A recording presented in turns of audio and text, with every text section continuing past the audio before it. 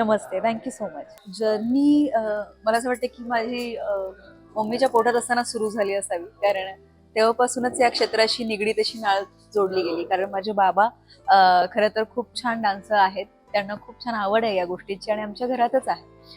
फक्त ते हौशी म्हणू शकतो आपण. It's not like a performer किंवा असं काही नाही. फक्त त्यांना आवड आहे म्हणून. ते तेव्हापासूनच सुरू झाली. आणि लहानपण हे मला असं वाटतं की कलाक्षेत्राशी जुळळीतच राहिलं ते. बाबा लहानपणी डान्स शिकवायचे आम्हाला छान घरात वगैरे सीडी प्लेअरला. त्यावेळेस कॅसेट असायचे तर सीडी प्लेअर वगैरे आले ते वगैरे असे होते ते. सो तेव्हापासूनच सुरू झाली. पण मी आमच्या घरात थोडंसं शैक्षणिक वगैरे याच्यामध्ये जास्त पुढे जावयाची इच्छा होती. त्यामुळं शिक्षण एका बाजूला आणि कला एका बाजूला या दोन्ही सुद्धा गोष्टी सुरू होत्या.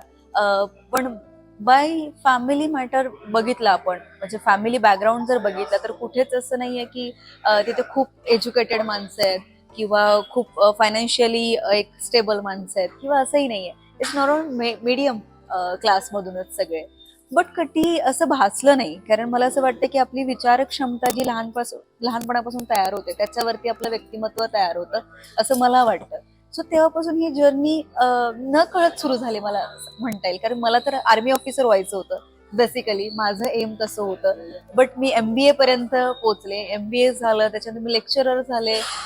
HR शिकवत होतो मी, ह्युमन रिसोर्स. त्याच्यानंतर मी पोद्दार इंटरनॅशनलला टीचर होते. सो ह्या गोष्टी लोकांना बहुधा माहीत नाहीयेत. फक्त तेवढं माहीत आहे. सो ही जर्नी डान्सची असं म्हणतो ना की आपण श्वास घेतो पण आपल्याला माहीतच नसतं की आपण श्वास घेतो. तसं मला असं वाटतं नृत्य ही कला माझ्यामध्ये तशी राहिली की मी किती वेळा ती करत होते मला माहित नव्हतं. कारण मी खूप सारे कॉम्पिटिशन्स जिंकले. वेनेवर मी इंटरव्ह्यूज मध्ये सांगते की घरी माझ्या 3,000 ते 4,000 ट्रॉफीज आहेत ज्या मी जिंकलेल्या आहेत. आता आपण एखाद्या कार्यक्रमात गेलो तर एक सत्कार मूर्ती म्हणून देतो. तो भाग वेगळा आणि लहानपणी आपण जिंकण्याची एक सवय असते आपल्याला.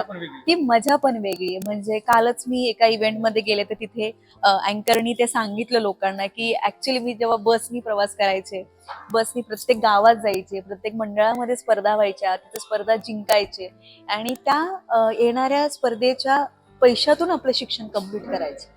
म्हणजे आजकालच्या लोकांना असं वाटतं की मजबुरी म्हणून या क्षेत्रात जातात किंवा असं काय असतं. हे नाही. हे क्षेत्र उलट मला असं वाटतं की खूप खूप पवित्र आहे. कारण याच्यामध्ये जी काम करतात ना ती लोक पुढच्या प्रेक्षकांना जेवढं करमणूक देतात किंवा जेवढा आनंद देतात एक समाजसेवेचंच काम आहे मला असं वाटतं. कारण आनंद देणं ही गोष्ट तेवढीच चांगली आहे आणि ती मला असं वाटतं की आपल्या चांगल्या परिस्थितीतून किंवा वाईट परिस्थितीतून हा मॅटर नाही करत. आपण काय करतो हा मॅटर करतो. सो ही जर्नी मला असं वाटतं लहानपणापासूनच सुरू सुरू सुरू होत गेली आणि आतापर्यंत इथे येऊन थांबली आहे. माझं शिक्षण मी 1st to 4th म्युन्सिपाल्टी स्कूलमध्ये शिकले. मुळात आमच्या शाळेला त्यावेळेस खिडक्या पण नव्हत्या. पाऊस आता पावसाळा आहे. पाऊस असताना आम्ही मोस्टली खिडक्यांच्या साईडला बसायचा प्रयत्न करायचो. पण पावसाळ्यात लांब बसण्याचा प्रयत्न करायचा कारण पाऊस यायचा. तर म्युन्सिपाल्टी शाळेमध्ये 1st to 4th झालं. नंतर 5th to 10th मी कन्याशाळा करंजीपेठ सातारामध्येच शिकले. त्याच्यानंतर 11वी-12वी मी सायन्सला होते. माझा PCMB ग्रुप होता. म्हणजे मी केमिस्ट्री, बायोलॉजी, मॅथ्स, फिजिक्स सगळंच होतं आणि मला आवडायचं ते. म्हणजे लोक म्हणायचे की PCM किंवा PCB असं काहीतरी चूज कर. I choose all. आणि त्याच्यानंतर मी 12th झाल्यानंतर असं होतं की मला त्यावेळेसच ठरलेलं माझं की आर्मी ऑफिसर व्हायचं. सो एक ऑफिसर लेवलला जायचं म्हणून. पण त्यावेळेस कम्प्युटराइज्ड एवढं जग सुरू झालं होतं ना की कम्प्युटर कम्प्युटर कम्प्युटर. त्यामुळे मग BCA ला मी वळले आणि BCA नंतर मग मी MBA कम्प्लीट केलं. सो MBA नंतर मी PhD ला खरं तर म्हणजे टाकणार होते ऍडमिशन आणि थोडासा ट्रॅक चेंज झाला. खरं तर मी खूप सारे कॉम्पिटिशन करत होते तेव्हापासूनच. बट त्यावेळेस आहे ना मी 2011-12ला BCA ला असताना मराठी पाऊल पडते पुढे केलं आणि ते जिंकलो आम्ही. फर्स्ट रनरअप राहिलो त्याच्यानंतर मी ढोलकीच्या तालावर त्यावेळेस दिलं होतं ऑडिशन आणि मी सिलेक्ट झाले होते. बट त्याच वेळेस मी आसामला होते. आपलं एक भारत म्हणून एक पॉलिसी होती त्यावेळेस की वेगवेगळ्या राज्यांमधलं कल्चरल इंटरॅक्शन कसं असतं ते. आणि त्यावेळेस मी एकटी होते की मी महाराष्ट्रातून तिथे गेले होते. एकटी पर्सन होते त्यावेळेस आणि त्यावेळेस माझा दिल्लीत वगैरे सत्कार वगैरे झालेला. वेनेवर मी जस्ट 12th पास झाले होते आणि BCA ला मी होते. आणि त्याच्यानंतर मग मराठी पाऊल पडते पुढे आणि मराठी पाऊल पडते पुढे नंतर मी MBA ला असताना, MBA ला असताना मी असंच साताऱ्यामध्ये ऑडिशन्स आल्या होत्या आपल्या अप्सरा अलीच्या, आणि मी जाता जाता मला कॉल आला, कारण तिथे ऑडिशनला मुली नव्हत्या. मग जे ऑडिशन्स घेतो तेही म्हणाले की तुम्ही पण या, तुमच्याबरोबर कोणी असेल तर प्लीज परफॉर्म करायला इथे या, तुमचं ऑडिशन क्लिप घेऊन आम्ही पुढे पाठवू आणि नंतर ती प्रोसेस होईल वगैरे. आणि मी सडनली खरं सांगू का बप्प शपथ, मी असं जायचं म्हणून गेले की जायचं 1-2 मिनिटं परफॉर्म करायचं लवकर, कारण त्याच दिवशी मला सोलापूरला कॉम्पिटिशनला जायचं होतं आणि माझी ती डोक्यातली कॉम्पिटिशन होती, पण ही नव्हती की इथं मला जायचं असं होतं. आणि जनरली जाता जाता मी असं सहज दिलं आणि नंतर कॉल आला की तुम्ही या म्हणून मुंबईला. नंतर मग सिलेक्ट झालं तिकडे. मला असं वाटतं, पर्सनली माझं एक मत आहे कलाकार म्हणून, तुम्ही तुमचा रियाज किंवा तुमची जी मेहनत आहे ती किती वर्षांची आहे, तुम्ही किती वर्ष त्याच्यामध्ये आहात, किती वर्षांत तुम्ही पारंगत झालाय, ते कुठेतरी मॅटर करतं. म्हणजे मी लहानपणापासून करते आणि मी स्पर्धात्मक खेळले, ते स्पर्धेचं बीजकडू बहुतेक कुठेतरी रुजलं असणार आहे, त्यामुळे ते कुठेतरी पोचलं आणि मग तिथं हायलाईट झालं. थोडं म्हणतात ना, जे थोडी वेळ गेली पण ती अगदी करेक्ट गेली असं झालं ते. त्यामुळे ते नंतर अप्सरा आली नंतर मी जिंकले, विनर झाले, ते सगळ्या महाराष्ट्राला माहिती आहे. काही आत्ताच्या युवा पिढीला माहित नसावं, कारण मी काही कमेंट्स मध्ये वाचते, तर त्यांना सांगायची इच्छा की हे बॅकग्राऊंड जे असतं कुठल्याही कलाकाराचं ते जाणून घेण्याची आजकालच्या युवा पिढीची कुवत तेवढी कमी पडते. सो मला उलट रिक्वेस्ट असेल त्यांना की खरंच तुम्ही बघा, तुम्ही कुठल्या कलाकाराला फॉलो करता, त्यांची कुवत काय आहे, काय बॅकग्राऊंड आहे, कुठून काम सुरू केलेलं आहे या क्षेत्रामध्ये. सो ते सुरू झाल्यानंतर मग सिरियल्स झाल्या, मग वेबसिरीज झाली, रानबाजार सारखी इतकी मोठी, आता चित्रपट येतोय. मला नाही वाटत डान्सर इज अन डिफरंट आणि actor is an different, it's an two sides of the coins असं मला वाटतं. म्हणजे मी पूर्वीचे मोस्टली ऍक्टर फॉलो करते. तुम्ही बघू शकता की पूर्वी एखाद्या ऍक्ट्रेसला फ्रॉम द, तुम्ही वैजंती मालापासून बघा, म्हणजे मी तेव्हापासून फॉलो करते, तेव्हापासून बघा, she is a best dancer, best actor. Hema Maliniji, श्रीदेवीची, माधुरी दीक्षितची, या आत्ताच्या तुम्ही पाहिलं आतापर्यंत, तर मला बॅकला गेल्यावर असं वाटतं की त्यावेळेस dancing is a most important fact होता एखाद्या अभिनेत्रीसाठी, आणि तो माझ्यात होता असं मला वाटतं, आणि तो आहे. आणि ऍक्टिंग इज असं तोही पहिल्यापासूनच आहे. मी शाळेमध्ये खूप सारे नाटकात भाग घ्यायची, भाषण कला माझ्याकडे खूप चांगली होती, लिडिंग स्किल पहिल्यापासून चांगल्या होत्या. So it's an a mixture. पुढे मी ते टू साइड्स म्हणते की माझ्याकडे त्या आहेत, आणि त्या पहिल्या ज्या अभिनेत्री मी पाहते, त्यांना मी फॉलो करते, त्यांच्यातही त्या क्वालिटीज होत्या. So I just relate them, me relate करते तसं. त्यामुळे मला असं वाटत नाही हे वेगवेगळं आहे, ते मला असं वाटतं एकच आहे. आतापर्यंत माझ्या 2 सिरियल्स झाल्या. तुझ्यात जीव रंगला, जी सगळ्यांनाच माहिती आहे, त्याच्यामधलं वहिनी साहेबांचं कॅरेक्टर जे होतं ते धनश्री काडगावकर जेव्हा आउट झाल्या त्याच्यानंतर जे इन झालं, ते कॅरेक्टर होतं वहिनी साहेबांचं, सेम ऑफ मी त्या बॉक्समध्ये प्ले करायचं होतं. सो ते कॅरेक्टर आहे ते लोकांना प्रचंड आवडलं, कळालंही नाही की हे बदललं. सो ही पोच पावती होती नटराजाची. आणि दुसरं मी दुसरी सिरियल केली होती देव माणूस, तीही सगळ्यांना माहिती आहे. त्याच्यातलं खरं तर कॅरेक्टर जे होतं चंदा ही भूमिका खूप जास्त गाजली, कारण लहान मुलांपासून ते ज्येष्ठांपर्यंत सगळं माहित होतं. याचा एक्झाम्पल मी देते. मी इव्हेंटला गेले होते आता, आणि एक बाबा होते, आय थिंक 65 अबो असतील, 65-70च्या मध्ये असतील ते, आणि ते अशी, मी नाश्ता करताना ते बघत होते ना, कळत नव्हतं. नंतर त्यांनी येऊन विचारलं, तू देवमाणूस मधली चंदाच आहेस ना? मी म्हटलं हो बाबा, बरोबर आहे तुमचं. म्हणजे ते कॅरेक्टर लहान मुलांपासून ते या एज स्पॅन मध्ये सगळ्यांना आवडलं होतं. सो मला असं वाटतं की लीड किंवा ह्या गोष्टी करण्यापेक्षा आपली भूमिका हे लोकांपर्यंत किती पोहोचते, त्यांच्या लक्षात किती राहते, आणि त्यांना किती आवडते, आणि त्याच्यातून ते काय घेतात, ह्या सगळ्या गोष्टी मॅटर करतात. Web series an a great experience, because मला असं वाटतं की रानबाजार सारखी वेब सिरीज जी बॉलिवूडच्या वेब सिरीजने सुद्धा टक्कर देते ना, आजही सगळे त्या वेब सिरीजचं कौतुक करतात. याचं कारण मला असं वाटतं की तो पूर्ण क्रू, एकतर अभिजित पानसे सरांनी खूप चांगली डिरेक्ट केली आहे, प्लॅनेट मराठी सारख्या OTT प्लॅटफॉर्मवरती ती रिलीज झाली, आणि याच्यामधले सगळे जे कास्ट आहे, तुम्ही पाहिले असेल तर ही कास्टिंग जी आहे, कास्टिंग ती सगळ्यात ग्रेट आणि ब्रिलियंट आहे, कारण मराठी इंडस्ट्रीमधली सगळ्यात हायेस्ट पेड कास्टिंग त्याच्यामध्ये आहे. आणि ज्यांच्याबरोबर मी काम केलं असे सगळे तुमचे, म्हणजे Mohan Agashe sir, Mohan Joshi sir, Sachin Khedekar sir असतील, उर्मिला कोठारे ताई असतील, किंवा ह्या ज्या कॅरेक्टर्स बरोबर काम करणं याचं ना अफलातून, कारण यांच्याकडून त्यांनी त्यांचं आयुष्य दिलंय इंडस्ट्रीला, आणि त्यांच्याबरोबर त्यांचा श्वास अनुभवणं, एखादी भूमिका साकारताना, आणि त्यांच्या बरोबर काम करणं, हे खरं ग्रेट अचिव्हमेंट आहे. इतक्या कमी वेळात मला ती अनुभवायला मिळाली, शिकायला मिळाली. आणि खरं तर त्यांच्याकडून कौतुक जास्त माझं झालं, ते मला ऐकायला जास्त मिळालं. सो हे खूप छान एक्सपिरियन्स होता. मला हा रोल ऑफर झाला पहिल्यांदा तो अभिजित पानसे सरांकडून. मी जेव्हा त्यांना विचारलं की तुम्ही मला या कॅरेक्टरसाठी का निवडलं, तर ते पहिल्या म्हणले की मी तुला शोधलं. त्यांनी शोधलं की मी अप्सरा अली जिंकल्यानंतर खूप सारे इव्हेंट करत होते. म्हणजे मला असं वाटतं की ही इव्हेंट करण्याची प्रथा माझ्याकडून सुरू झाली 4 वर्षापूर्वी, 2020 पासून 19 पासून सुरू झाली. की खूप ठिकाणी म्हणजे महाराष्ट्रात कुठलंच असं गाव नाही की जिथं मी गेलेली नाहीये, कुठली अशी गोष्ट नाही की ज्याचं मी ओपनिंग केलेलं नाही. म्हणजे चहापासून असेल ते गोल्ड, चहा ते सोनं इथपर्यंतचा सगळा प्रवास मी कम्प्लीट केलेला आहे तो. आणि त्यावेळेस खूप व्हायरल व्हायच्या गोष्टी, कारण टिकटॉक सारखा प्लॅटफॉर्म आला होता त्यावेळेस आणि फेसबुक तर होतच होतं. सो अभिजित पानसे सरांनी मला शोधलं. त्यांच्या घरच्या त्यांच्या वाईफ मला फॉलो करायच्या. त्यांनी दाखवलं की मुलगी कोण आहे, की एवढी फेमस कुठली पोरगी आहे ही, आणि इतक्या गदारोळामध्ये सारखी राहत असते, इतक्या माणसांच्या याच्यामध्ये सारखी राहत असते.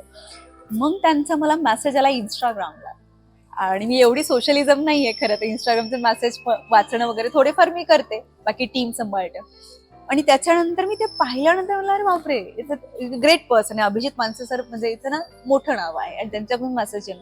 मग मी त्यांना भेटले. मग त्यांनी मला सांगितलं की मला अशी व्यक्ती पाहिजे ती सतत लोकांमध्ये राहते, ती लिडिंग स्किल तिच्यामध्ये आहे, ती लीडर म्हणून परफॉर्म करू शकते आणि तिच्यामध्ये एक वेगळी वेगळी छटा पाहिजे, ती तुझ्यात दिसली. आणि हे ऐकल्यानंतर मला छान वाटलं ते. आणि मग स्टोरी कौतुक करतं आणि आपल्या कामाचं म्हणा, जे आपल्यात आहे ते दिसतं पुढच्यांच्या डोळ्यात, ते कुठल्या तरी व्यक्तींकडून कळतं, ते मस्त वाटलं. आणि मग त्यांच्याकडून हे ऑफर झालं मला. ट्रोलिंग, मला असं वाटतं की माझ्या आयुष्यात ट्रोलिंग तर गेल्या 4 वर्षात नव्हतं झालं, हे आता होतंय. ट्रोलिंग हा आत्ताचा फंडा झालाय मी तर म्हणेन, सहज आहे ते, म्हणजे ते सामान्य प्रेक्षकांना सुद्धा कळतं. मी स्वतःहून ट्रोलिंगच्या ह्याच्यात कधी पडत नाही. खरं तर मला ट्रोलिंगचा हे एवढा म्हणजे आवडत नाही खरं तर. बट माणसंच करतायत आजकाल ट्रोलिंग, कारण ट्रोलिंग हा मला असं वाटतं की फेमस होण्याचा एक जरिया झालाय, असं झालंय. आणि ट्रोलिंगच्या आधी लोकांना एवढं काही माहित नसतं. पण पूर्वीपासूनच मी म्हणेन की अगदी पद्मिनी हिरोईन मिराजा जोकर मधली, तुम्हाला माहित असतील का माहित नाही, आजकालच्या जनरेशनला असं मला लवकर सांगता येत नाही, की पद्मिनी म्हणून एक हिरोईन्स होत्या, त्यांनी एक सीन दिला होता त्या फिल्म मध्ये, त्या ब्लाउजलेस होत्या, पण त्यांच्या कॅरेक्टरसाठी ते इम्पॉर्टंट होतं, ते प्ले करण्यासाठी, आणि त्या स्क्रीनवर होत्या. तर ते समाजात नव्हत्या वावरत तशा, पण ते स्क्रीनवर ते त्यांच्या कॅरेक्टरसाठी इम्पॉर्टंट होतं, त्यांनी ते प्ले केलं. इट्स आणि गट्स, ते गट्स होते. तेव्हापासून ते अगदी उर्मिला मातोडकर असतील, माधुरी दीक्षित असतील, त्या सुद्धा ट्रोल झाल्यात. अगदी त्या आज फिर तुम पे प्यार आया सारख्या गाण्यामध्ये त्यांनी किसिंग सीन दिलं होतं, त्याच्यावरून ट्रोल झाल्या होत्या. रिसेंटली दीपिका पदुकोण, त्यांनी तो ऑरेंज कलरचा ड्रेस घातला वगैरे वगैरे, त्याच्यावरून ट्रोल झाल्या होत्या. ते ट्रोलिंग गेलं आणि मला असं की फार नॉर्मल गोष्ट झाली आहे आजकाल. आणि मी पण बघते, मलाही खूप लोक ट्रोल करतात अगदी.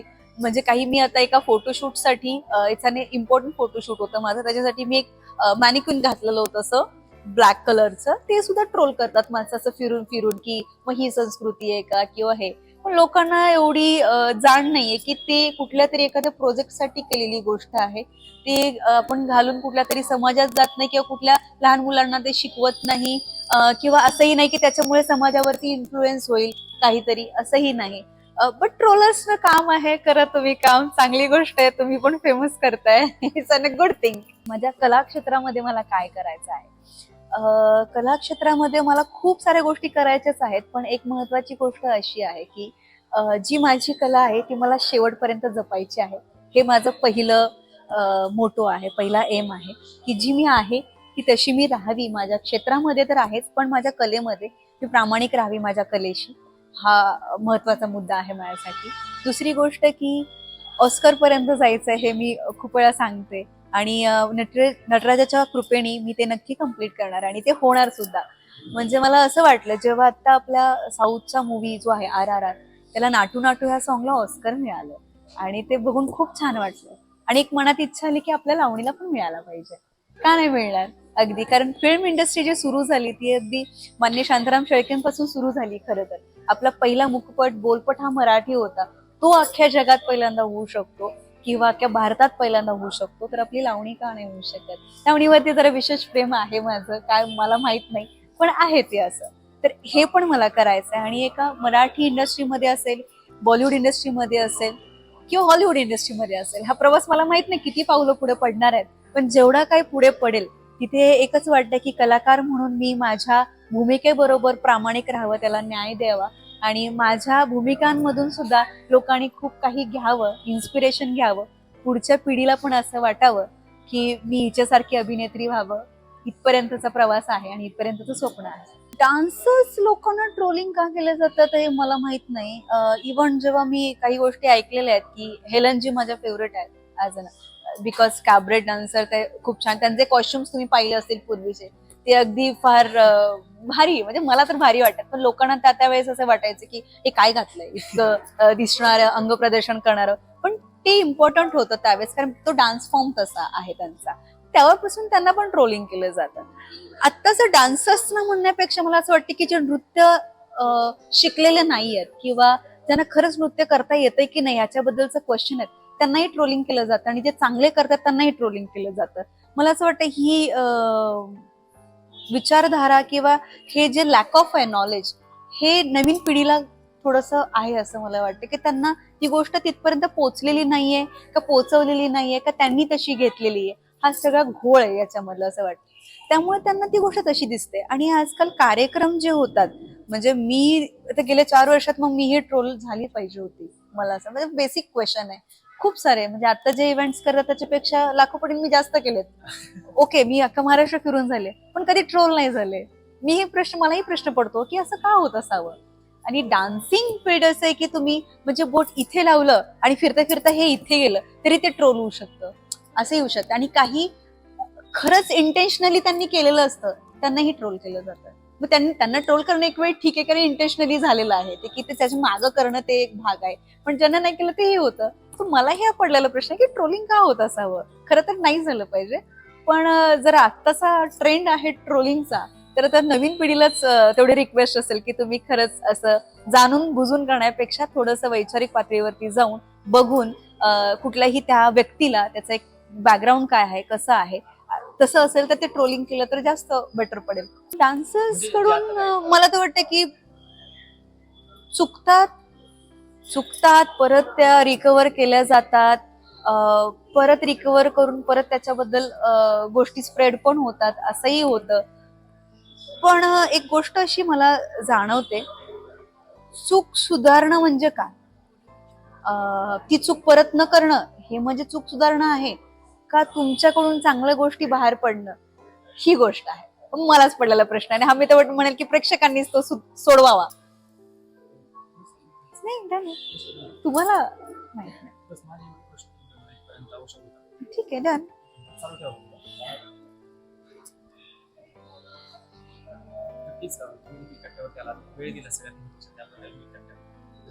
थँक्यू सो मच आणि थँक्यू तुमच्या सगळ्या ऑडियन्सला. थँक्यू.